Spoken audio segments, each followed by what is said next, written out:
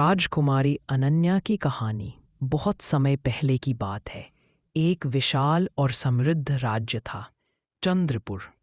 वहाँ के राजा वीर विक्रम सिंह और रानी सावित्री देवी बड़े ही न्यायप्रिय और दयालु थे। पूरे राज्य में सुख शांति थी। उनकी एक ही संतान थी, राजकुमारी अनन्या। अनन्या बचपन से ही बाकी राजकुमारियों से अलग थी। उसे ना तो रेशमी कपड़ों का घमंड था, न ही सोने चांदी की चमक का। उसे तो बस प्रकृति, जानवरों और अपने राज्य के लोगों से प्यार था। वो रोज महल से निकलकर बच्चों के साथ खेलती, बुजुर्गों की बातें सुनती और गरीबों की मदद करती। सब लोग उसे दयालु राजकुमारी कहते थे। एक अजीब सपना। एक रात राजकुमारी ने एक अद्भुत सपना देखा। उसने देखा कि उसका पूरा राज्य अंधकार में डूब गया है। पेड़ सूख गए हैं, नदियां रुक गई हैं और लोग रो रहे हैं। फिर अचानक एक स्वर्गीय आवाज आई, राजकुमारी अनन्या, यह अंधकार तभी मिटेगा जब तुम सूर्य पुष्प खोज लाओगी। वह फूल 7 पहाड़ों के पार नागवन की गहराई में खिलता है।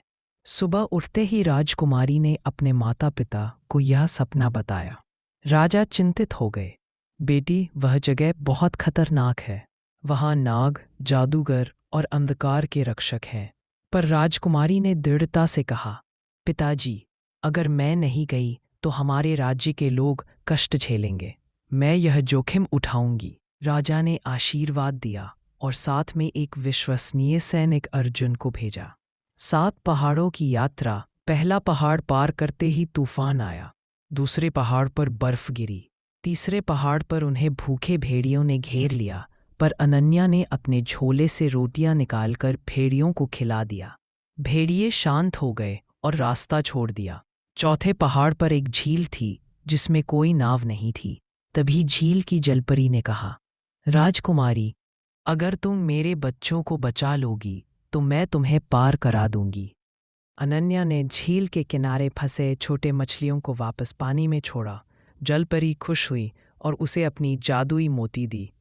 यह मोती तुम्हें अंधकार से बचाएगा, उसने कहा। नागवन की परीक्षा। आखिरकार वे नागवन पहुंचे।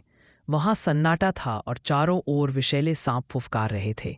बीच में एक सुनहरी किरण थी, वहीं सूर्य पुष्प खिला था। पर जैसे ही राजकुमारी ने फूल तोड़ने की कोशिश की, एक विशाल काला नाग प्रकट हुआ। कौन है जो सूर्य पुष्प को छूने की हिम्मत करता है? नाग गरजा।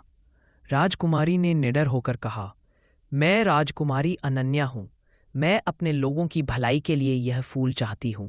नाग बोला, अगर तुम्हारा दिल सच्चा है तो इस जहर भरे कुंड से एक बूंद पानी निकालकर मुझे पिला दो। जो छल करेगी वह स्वयं पत्थर बन जाएगी। राजकुमारी ने बिना डरे अपने हाथ डुबोए। कुंड का पानी गर्म और जहरीला था, पर उसका मन पवित्र था। जैसे ही उसने वह पानी नाग को पिलाया, जहर पवित्र जल में बदल गया।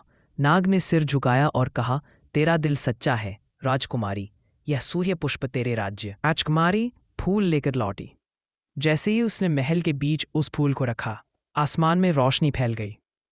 नदियां फिर से बहने लगी, पेड़ हरे हो गए और लोग नाचने लगे।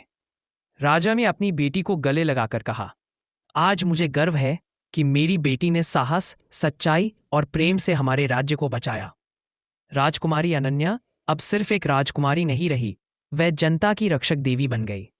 सीख, सच्ची सुंदरता रूप में नहीं, बल्कि दिल की सच्चाई और दूसरों के लिए कुछ करने की हिम्मत में होती है।